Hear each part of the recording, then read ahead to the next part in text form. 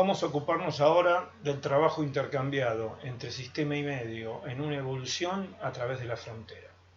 Vamos entonces a comenzar por dibujar la frontera. No estoy siendo especialmente cuidadoso en el dibujo de la frontera porque la frontera es una superficie arbitraria elegida por nosotros de acuerdo al problema que querramos analizar. Es la primera elección que hacemos cuando tenemos que resolver un problema de termodinámica. Y como es la primera elección, no siempre es la más acertada inicialmente.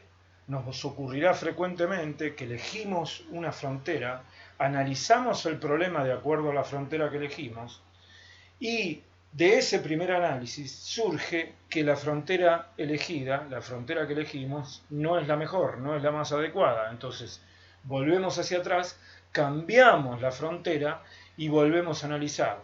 El cambio de frontera nos puede simplificar la evaluación.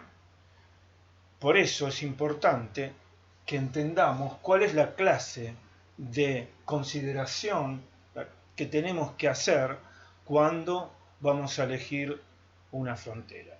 Y una parte de las consideraciones que tenemos que hacer están vinculadas con el trabajo intercambiado entre sistema y medio, con la capacidad de evaluar el trabajo intercambiado entre sistema y medio. Si esta es la frontera, una superficie cerrada en el espacio, a través de ella el sistema intercambia trabajo con el medio de muchas maneras. Puede haber cables que entran al sistema porque dentro del sistema hemos elegido dejar un dispositivo eléctrico que está alimentado desde afuera del sistema.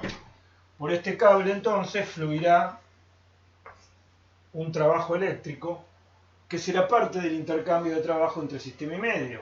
Este trabajo puede ser entregado por el sistema si dentro del sistema hemos dejado un generador eléctrico o un circuito que entrega a través de estos cables trabajo eléctrico al medio. También puede ser trabajo entregado al sistema desde el medio si lo que hemos dejado adentro del sistema es un dispositivo eléctrico que consume energía, por ejemplo, un motor eléctrico. También puede haber un eje que emerja del sistema, eje que gira. En este caso, a través de este eje, el sistema está intercambiando trabajo mecánico con el medio. De nuevo, el trabajo puede ser entregado o recibido según sea que el eje es accionado desde fuera y la energía mecánica que transporta este eje sea consumida por un dispositivo mecánico adentro del sistema, o puede ser al revés. Frecuentemente va a ser al revés en los análisis que hagamos, tan frecuente al revés como el derecho. Puede ser al revés, digo, puede haber un dispositivo termomecánico aquí o electromecánico que haga girar el eje y que esa energía en el eje giratorio sea consumida por el medio. En ese caso, este trabajo mecánico será entregado por el sistema al medio. Estas dos formas de trabajo y cualquier otra que nos podamos imaginar pueden estar vinculadas desde fuera o desde dentro del sistema o pueden ser independientes y coexistir. En todo caso, siempre tenemos que considerarlas. Y también pueden coexistir estas formas de trabajo con aquella de la que nos vamos a ocupar ahora. Es un trabajo, aquel del que nos vamos a ocupar, intercambiado entre el sistema y el medio, en el caso más general, a través de toda la frontera del sistema. Distribuido este trabajo en toda la frontera del sistema. Este trabajo está asociado a la deformación que pueda sufrir la frontera, de acuerdo a cómo la hayamos elegido, durante la evolución. A ese trabajo lo vamos a llamar trabajo de expansión y podrá ser también, como vamos a ver, un trabajo entregado por el sistema o recibido por el sistema. Vamos entonces a prescindir en el análisis de estas otras formas de trabajo que tendremos que tener en cuenta, pero de las que no nos vamos a ocupar ahora. Supongamos que trazamos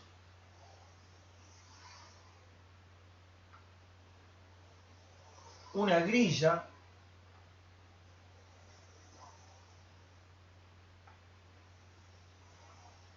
en el sistema, subdividiéndolo en partes pequeñas. Esta grilla define unos pseudo cuadriláteros que son tramos de la superficie y por lo tanto están abreviados, no son cuadriláteros, no son planos, pero forman una partición de la superficie. ¿Qué quiere decir una partición? Una partición de un objeto, en un caso más general, es una subdivisión de ese objeto en subconjuntos tales que la unión de los subconjuntos reconstruyen el objeto y la intersección de los subconjuntos es nula. O dicho de otra manera, no existen ni solapamientos ni huecos o agujeros. En el caso de la superficie, esta grilla genera una partición, es decir, la unión de cada uno de estos pseudo cuadriláteros, la unión de todos los pseudo cuadriláteros, será la superficie misma y no habrá solapamiento entre ellos ni huecos. Bien,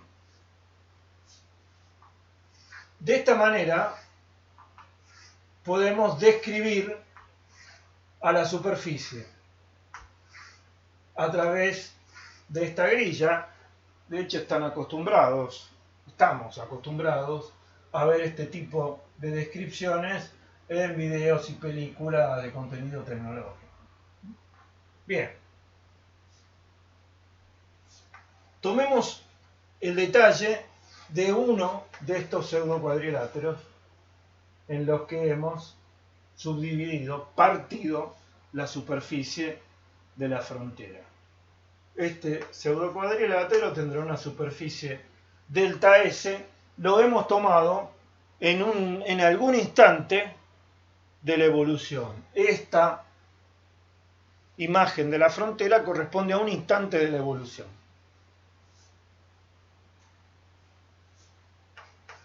Transcurrido un intervalo finito pero pequeño, esta superficie, este pseudo cuadrilátero se habrá desplazado. Nosotros vamos a identificar la dirección normal al pseudo cuadrilátero a través de la normal a su superficie tomada en algún punto intermedio. Como siempre en estos casos, esta decisión supone cierto grado de arbitrariedad porque tenemos que elegir un punto representativo de esa dirección normal y eso está sujeto a nuestro arbitrio. Tomaremos la deformación en ese intervalo de tiempo pequeño en la dirección de ese versor normal. Luego de ese intervalo de tiempo pequeño, la superficie delta S pasará a ser delta S', porque este elemento de superficie se deformó y se habrá producido un desplazamiento en la dirección de la normal que llamaremos delta L.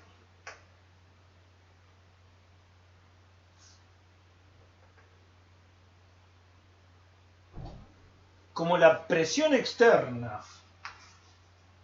que vamos a asumir inicialmente de la forma más general, esta presión externa no tiene por qué ser en principio uniforme en toda la superficie de la frontera, ni tiene que mantenerse constante mientras dura la evolución. Es decir, esta presión externa en el caso más general será función de las coordenadas x y z, si estamos trabajando con coordenadas cartesianas, y del tiempo.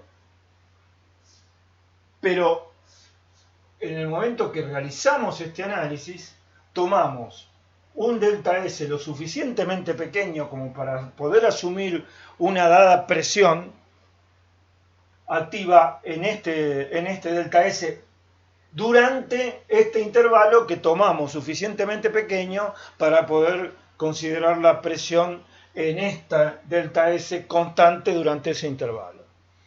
Con estas hipótesis, dado que la presión es un escalar que siempre actúa en la dirección de la normal y desde afuera hacia adentro, es decir, con sentido contrario al versor normal que hemos asumido saliente de la superficie, en esta deformación de delta S podemos estimar que el sistema ha intercambiado un trabajo pequeño que llamamos delta L y que podemos estimar como la presión exterior por delta S y por delta L, porque la presión exterior por delta S nos da la fuerza que actúa sobre delta S, y esa fuerza se habrá desplazado delta L en el intervalo de tiempo delta tau que hemos elegido. Ahora bien, si queremos estimar el trabajo total que intercambió el sistema con el medio en el intervalo delta tau en el cual se produjo este desplazamiento delta L para este elemento, tendremos que sumar estas contribuciones para todos los cuadriláteros de la cuadrícula en la que hemos subdividido a la frontera. Entonces, delta L para todo el sistema en el intervalo delta tau en el que se produjo esta deformación sería aproximadamente la sumatoria en I de la presión externa en el cuadrilátero I, denotamos por I a un subíndice con el que contamos todos los cuadriláteros, entonces será de 1 a n, donde n es la cantidad de pseudo cuadriláteros, y esto multiplicado por delta SI y por delta L I. Pero esto, por eso dejé un espacio acá adelante, esto nos da solo una cantidad de trabajo todavía infinitesimal. ¿Por qué digo todavía? Porque hay que tener en cuenta, todavía infinitesimal no, porque todavía no tendría el límite, todavía muy pequeño, porque hay que tener en cuenta que delta S es pequeño porque son pequeñas cada una de sus dos dimensiones, y esta es una tercera dimensión, estamos trabajando en un volumen, son cantidades pequeñas en las tres dimensiones. Bien, les decía que al sumar en I tendremos el trabajo realizado por todo, intercambiado por todo el sistema, porque puede ser realizado o recibido, intercambiado por todo el sistema en el intervalo de tiempo en el que hubo el desplazamiento delta L I sobre cada elemento. Además de sumar en la superficie esta contribución para cada cuadrilátero, tendremos que sumar la contribución, además, para cada intervalo en los que subdividamos la evolución desde el estado inicial al estado final. Es decir, aparece otra sumatoria, lo podemos ver así. Imaginemos, vamos a tomar un corte. Supongamos que cortamos con un plano a la frontera tal que la intersección del plano con la frontera es una de las líneas de la cuadrícula. Y dibujemos esa intersección acá ahora. A medida que el sistema evoluciona y yo divido esa evolución en intervalos, la frontera va cambiando de forma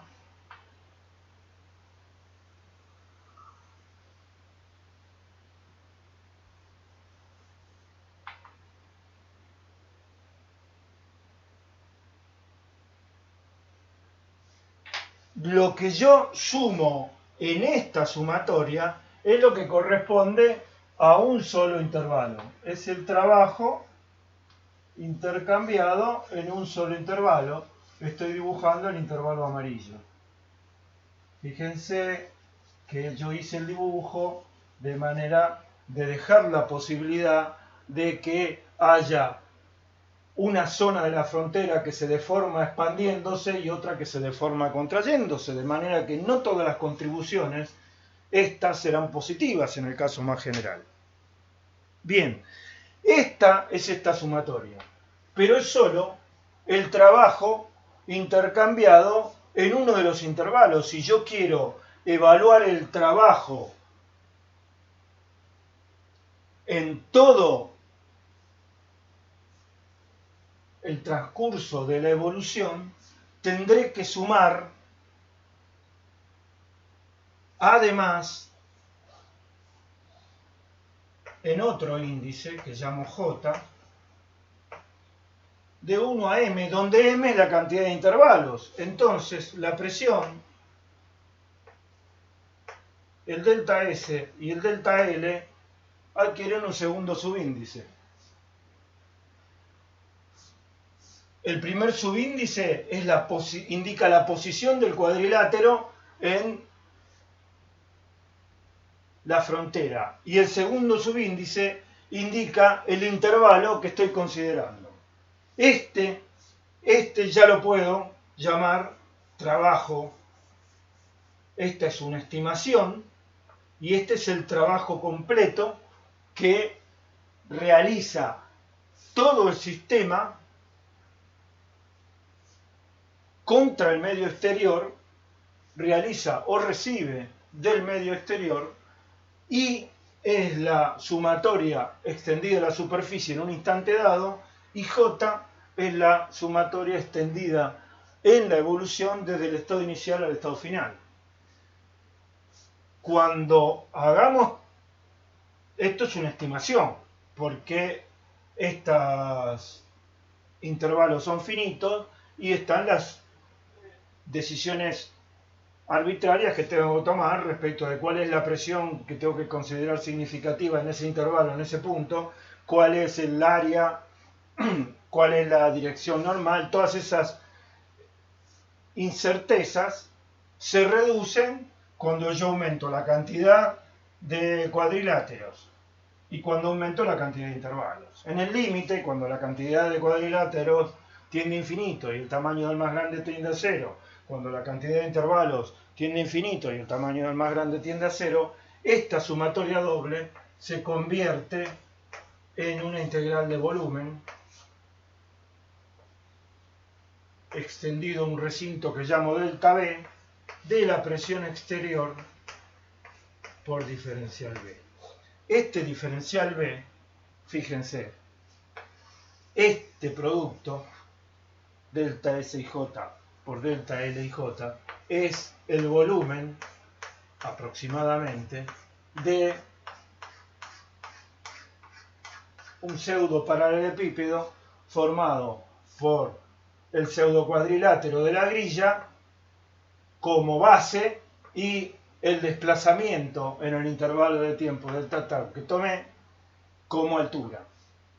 Esto es un diferencial de volumen. En esta integral, el diferencial de volumen es un diferencial de tercer orden y la integral está extendida a un recinto que llamo delta B. ¿Cuál es ese recinto? De acuerdo a la descripción que acabamos de hacer, lo podemos definir como el lugar geométrico de los puntos del espacio por los que pasa la frontera durante la evolución. Y este escalar, que figura dentro de la integral, que tiene que estar definido dentro del recinto de integración, es la presión exterior al sistema en cada punto del recinto cuando la frontera pasa por ahí. Esta es la expresión más general del trabajo de expansión. Si el valor de esta integral es positivo, el sistema se expandió y entregó trabajo al medio, porque en los desplazamientos predominan aquellos hechos contra la presión exterior, es decir, en el sentido del versor normal a la superficie y por lo tanto en contra de la presión exterior. Si esta integral es negativa, el trabajo es recibido por el sistema, este trabajo lo llamamos trabajo de expansión. Ahora bien, este no es el caso más frecuente. De ninguna manera es el caso más frecuente.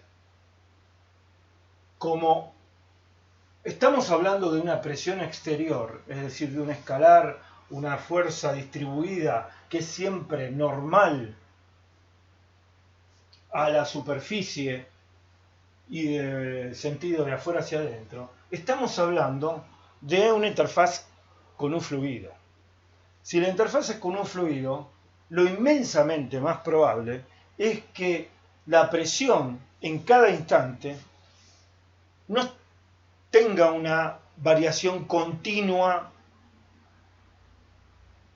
sobre la superficie, sino que sea, lo más probable es que sea constante, al menos en áreas localizadas y macroscópicas. Es probable que la presión en cada instante tenga un cierto valor uniforme en esta zona y quizás tenga otro valor también uniforme en esta zona. Y en ese caso podemos derivar de esta expresión una simplificación respecto de este resultado final que hemos elegido. Vamos a pasar de este caso general al que podría ser un caso frecuente o posible, más probable que este. Pasemos al caso en el que la presión exterior es uniforme sobre toda la frontera, instante a instante. Quiere decir, la presión exterior es solo función del tiempo. No es función de X y Z. Si esto es así, en esta primera evaluación aproximada, podemos sacar a la presión exterior, por no depender de I, la podemos sacar de esta primer sumatoria y podremos escribir, en ese caso, que L, si la presión exterior es una presión solo del tiempo, entonces podremos escribir L, la sumatoria en J de la presión exterior por la sumatoria en I de delta S y J por delta L y J. Y la presión resulta ser función solo de J, que es el índice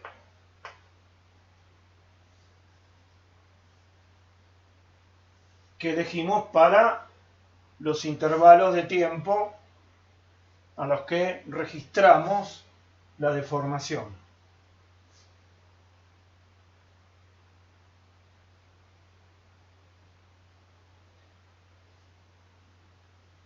esta sumatoria delta SJ por delta IJ con un J constante para todos los I, no es otra cosa que el diferencial de volumen total del sistema en el intervalo J en el cual se produjo para cada delta SI un delta LIJ.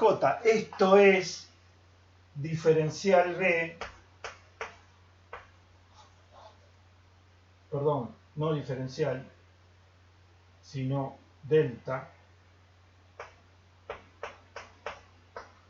Esto es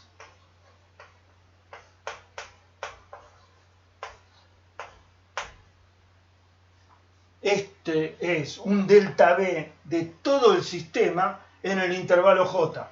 Y esta es la presión que existe sobre todo el sistema, uniforme, no dependiente de X y Z, en el instante J. Este delta B, cuando tendamos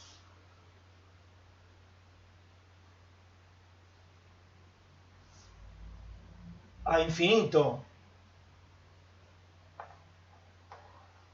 la cantidad de cuadriláteros, de pseudo cuadriláteros, y a cero el tamaño del mayor, se convertirá en un diferencial B, el diferencial de expansión, de deformación, porque puede ser parcialmente expansión y parcialmente contracción, en ese diferencial de tiempo, en ese intervalo de tiempo infinitesimal, y esta la presión exterior uniforme sobre todo el sistema en ese intervalo. Y cuando tendamos a infinito la cantidad de intervalos de tiempo y a cero la duración del mayor, esto se convertirá en una integral que podremos escribir así. Y como este es el diferencial de volumen total del sistema, los límites de integración serán el volumen inicial y el volumen final. Y esta integral es una integral simple porque este diferencial de volumen es un diferencial de primer orden, porque ya está integrado en la superficie.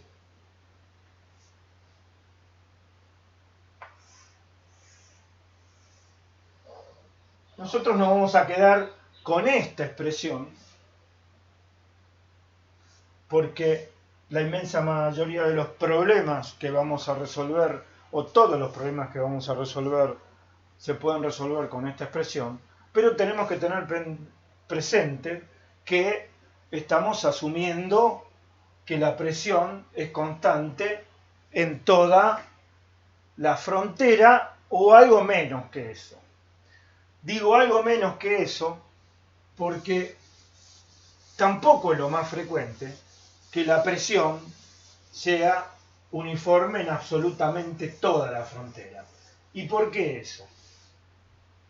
Eso porque si estamos ocupándonos de un problema en el que el sistema intercambia calor y trabajo, seguramente nos estamos ocupando de un sistema que es fluido, al menos parcialmente, del lado de adentro, y no solo es fluido, sino además contiene seguramente un gas. Si es fluido y contiene un gas, el recipiente tendrá que estar cerrado y seguramente no se deforma de la misma manera en todas las zonas de la frontera y no necesariamente tiene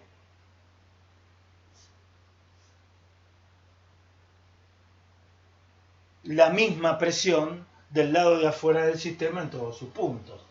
Lo más probable es que tengamos algo así.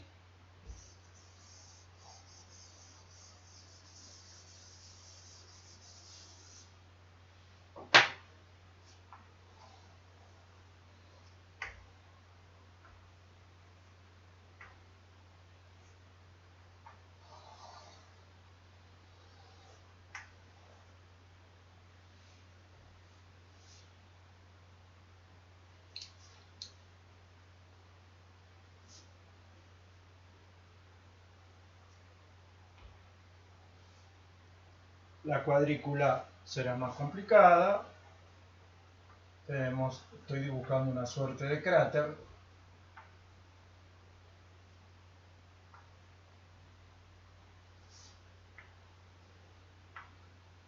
Y lo probable es que este cráter esté cerrado por una tapa y quizás salga un vástago de acá.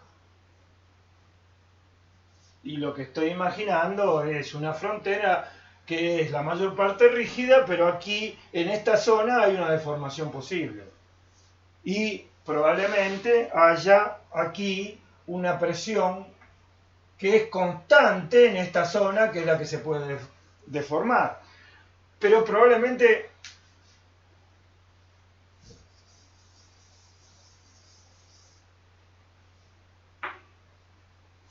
no sea esta la única zona deformable, sino que haya otra.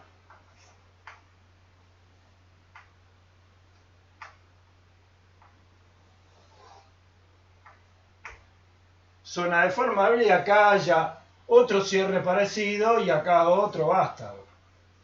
Y cuando decía que no necesariamente toda la frontera se va a expandir, puede ser que aquí la deformación sea de compresión, este vástago entre y este salga. Podemos imaginar que este vástago proviene de un pedal de freno y este se dirige hacia una zapata que aprieta una campana o hacia una pastilla que aprieta un disco. Este es claramente un guiño hacia los estudiantes de ingeniería mecánica que forman la mayor parte de mi audiencia, pero prometo que va a haber guiños para las otras carreras también. ¿Qué hacemos en este caso? Bueno, podemos aplicar esta ecuación por partes. La aplicamos aquí y la aplicamos aquí, el resto de la frontera es rígida. Y tenemos que tener presente que en ese caso B1 y B2 son los límites de volumen inicial y final de la zona de la frontera que se deforma. Lo mismo acá. Podríamos escribir que L es una sumatoria de las integrales de la presión externa diferencial de con esto K entre 1 y R, donde es la cantidad de zonas deformables. Es frecuente que utilicemos esta ecuación por zonas. Va a ser frecuente que utilicemos esta ecuación por zonas. Nos queda ahora una última consideración. De aquí en adelante no vamos a escribir esto. Esto es un implícito. Vamos a escribir esta ecuación sabiendo que la aplicaremos por zonas cuando el problema lo requiera. Y sabiendo que nos estamos refiriendo a una presión exterior que es constante en cada zona en la que apliquemos esta expresión, por eso escribimos la integral simple. La consideración que nos falta hacer es la siguiente. ¿Qué provecho podemos sacar de esta expresión? ¿Cómo la podemos hacer más sencilla, más fácilmente evaluable, si resulta que la evolución de nuestro sistema es una evolución en equilibrio? Fíjense que hasta aquí no hemos hecho ninguna hipótesis respecto de lo que pasa dentro del sistema. Nos hemos ocupado de cómo se deforma la frontera y de lo que pasa con la presión del lado de afuera. De manera que esta expresión, desde el punto de vista del sistema, no exige de ninguna manera que la evolución del sistema sea una evolución en equilibrio. Entonces, introduzcamos esa restricción. ¿Qué pasa si la evolución del sistema es una sucesión de estados de equilibrio, lo que yo llamo una evolución en equilibrio? Cuando tomamos este delta S e imaginamos que se desplazaba contra la presión exterior, no nos ocupamos de cuáles eran las transformaciones del lado de adentro del sistema que permitían que este elemento de frontera se desplazara contra la presión exterior. Bueno, ahora lo vamos a considerar. Si la evolución es una evolución en equilibrio, la presión sobre este delta S del lado de adentro tiene que ser igual a la del lado de afuera, salvo un diferencial P. ¿Por qué? Porque si la presión fuera diferente en una cantidad finita, la perturbación que genera el desplazamiento de delta S no sería infinitesimal. La frontera en esta porción se estaría acelerando y la evolución no cumpliría con una condición necesaria, que es que sea cuasi estacionaria. Es decir, si la evolución es una sucesión de estados de equilibrio, esta presión tiene que ser igual a la presión exterior salvo un diferencial P. Y además, si el sistema está en equilibrio en cada punto de la evolución, de eso se trata, una evolución en equilibrio, esta P tiene que ser la presión del sistema. Es decir, para trabajo reversible, para trabajo en evoluciones en equilibrio, yo puedo escribir L igual a la integral de P diferencial B. En este caso, el hecho de considerar una evolución en equilibrio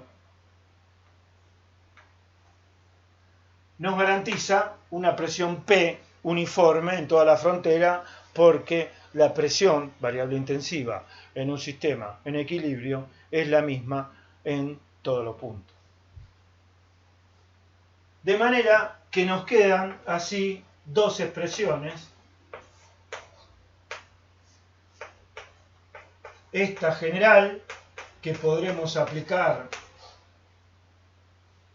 siempre que podamos evaluar esta integral desde la presión exterior, y esta que puede resultar mucho más fácil de evaluar si nos podemos permitir considerar que la evolución del sistema es una sucesión de estados de equilibrio. Cuando dije al principio que la primera elección de la frontera puede ser fallida y tenemos que volver y puede ser que tengamos que volver hacia atrás y reconsiderar la forma de la frontera, bien puede ser que la razón para hacerlo sea que no podemos evaluar el trabajo intercambiado y que un cambio en la forma de la frontera nos permite eludir alguna dificultad que tengamos para hacer esa evaluación. En los próximos bloques nos vamos a ocupar de las implicancias adicionales de esta expresión de trabajo de expansión para evoluciones en equilibrio.